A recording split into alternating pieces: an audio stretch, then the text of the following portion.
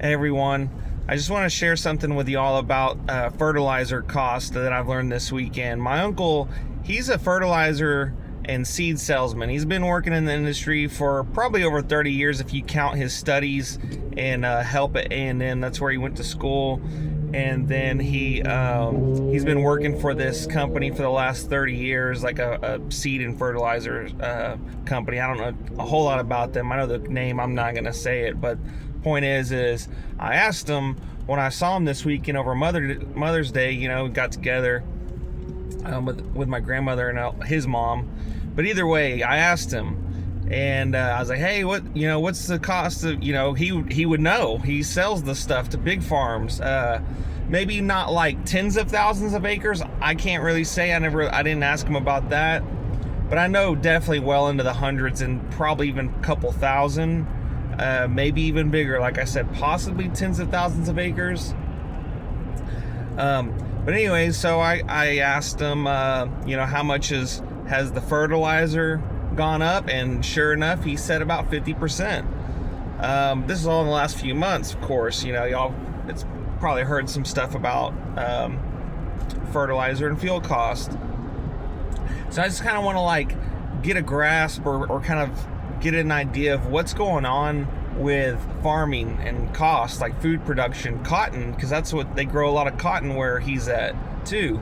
There's t-shirts, I think this is wool, but you get what I'm saying.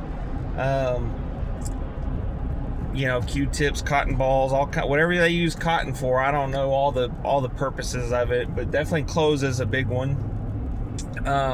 But anyways, so I asked him how much fertilizer, how much fertilizer you put down? And obviously it depends. He said, so this is coming from an expert. It depends on obviously what kind of crop you're growing, probably even the soil conditions, and not just and I'm talking about like sand or clay, that kind of deal. But also too, what you planted in the last couple years, like how much nutrients is in the ground already. Are you running irrigation, like watering it? What's your pocketbook like how much can you afford? How big of a yield do you want? Those kinds of things. That's, so anyway, so they could tailor a custom blend to what your conditions, all these factors they can take in consideration and get you, a close blend of what they've, from their experience could really help your yield that year, or at least reach your goal. And so anyways, he was talking about some of these farmers, are running irrigation, and depending on, their crop that they're in their goals, they could be running upwards of I think he said 400 to 500, or it could have even been 500 to 600 pounds per acre. And that could be probably trickled in through the year, and there's different ways to do it. You could spray, it's like a liquid it sprays on, or it's like granular, I think is what he said.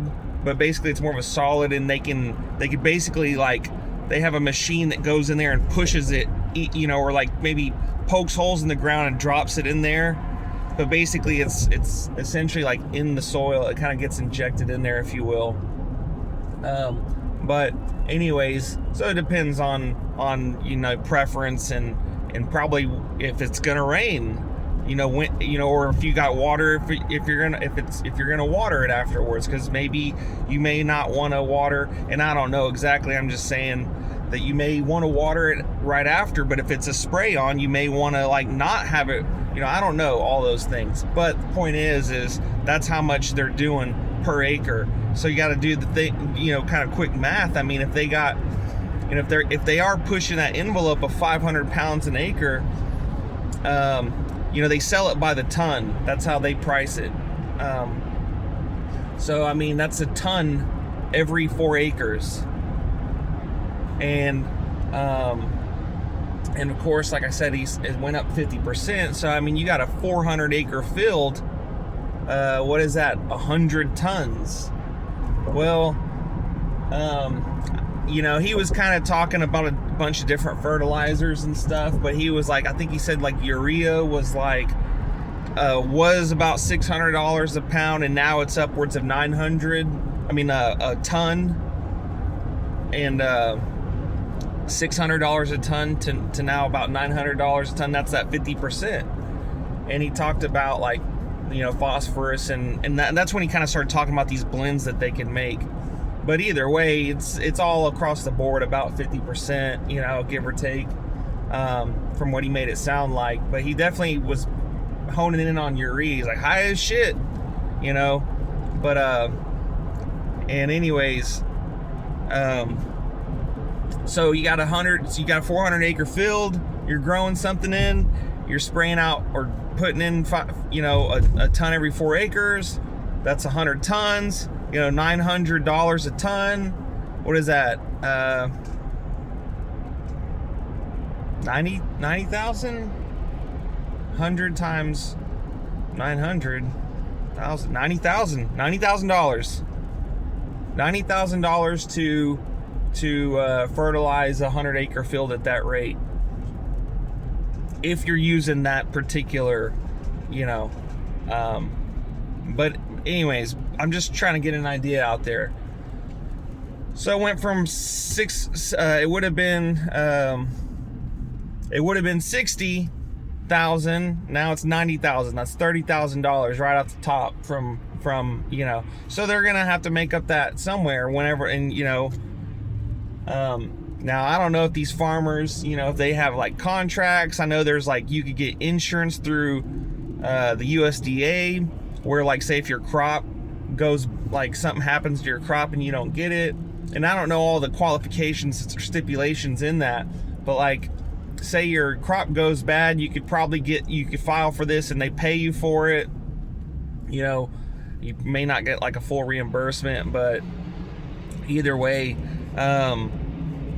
so and you're only like, if you're taking, I don't even know the magnitude of like the weights, or because I mean there's carts, like train carts that they'll haul in to somewhere, trucks, that kind of deal. So it's a lot of stuff.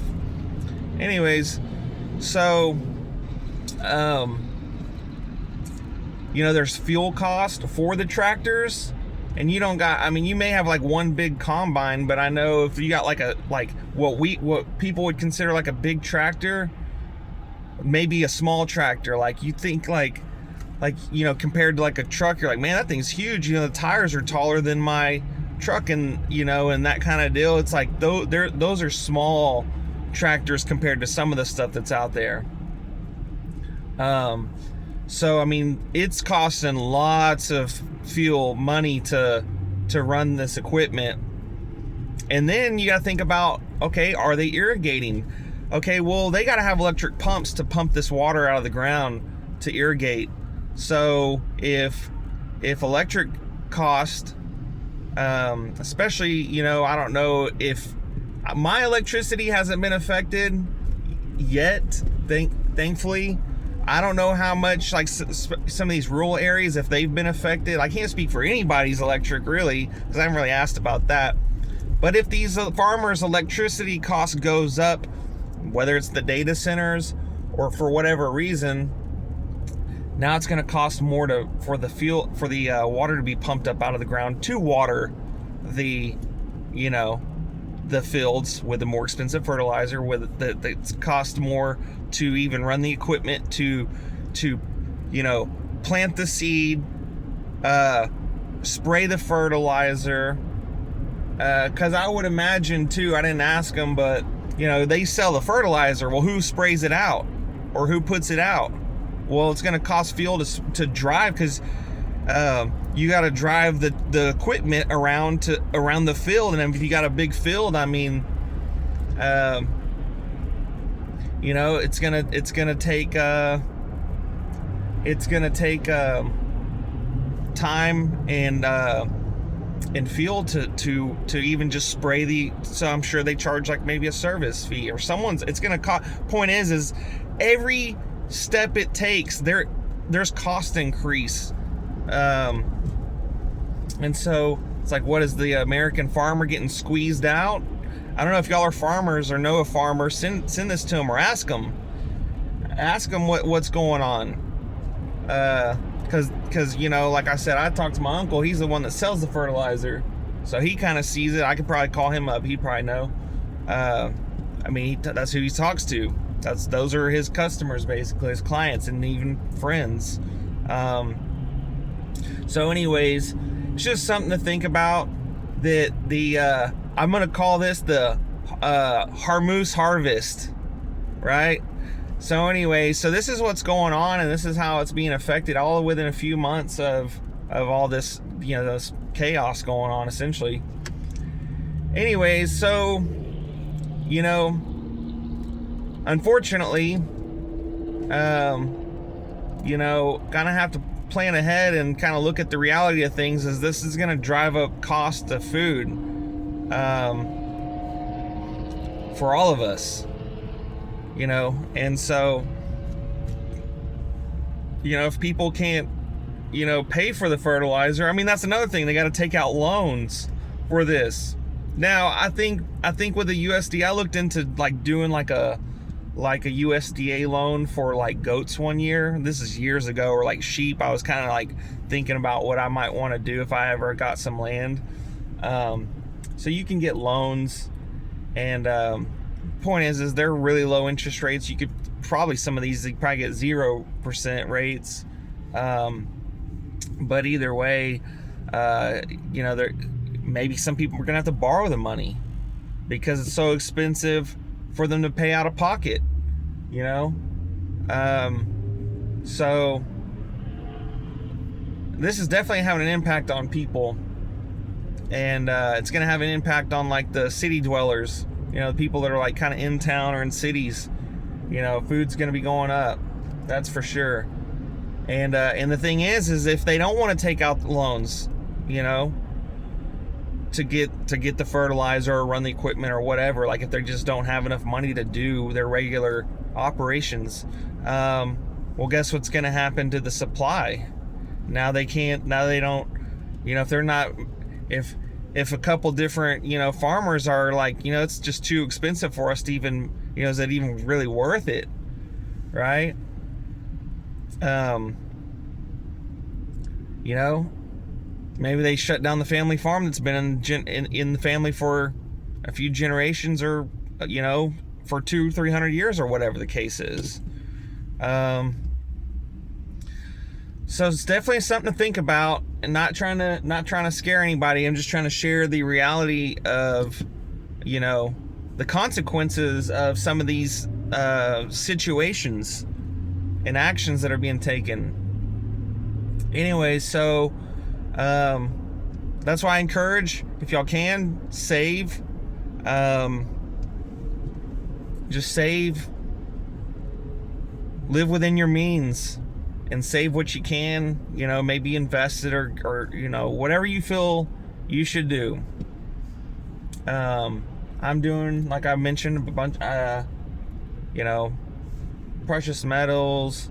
You know, I got some freeze-dried food. Not a huge prepper. Kind of was in the past, but you know, I think you know, some people can get really sucked into that, and I almost did, as far as like taking it. Like, I mean, it's definitely good to be prepared, I will say that, but to have your whole lifestyle around that, I don't know if that's not for me. I'll just say that. Anyways, live within your means. Save, do whatever you feel you need to do with your extra resources, and anyways, just stay focused. Take it a day at a time. That's all I can suggest. That's what I'm doing. Anyways, so I hope y'all have a good day. I'm getting closer to work, but it seems like it's gonna take a little bit longer. Traffic was a little bad today, but anyways, I hope y'all have a good day, and we'll see you later.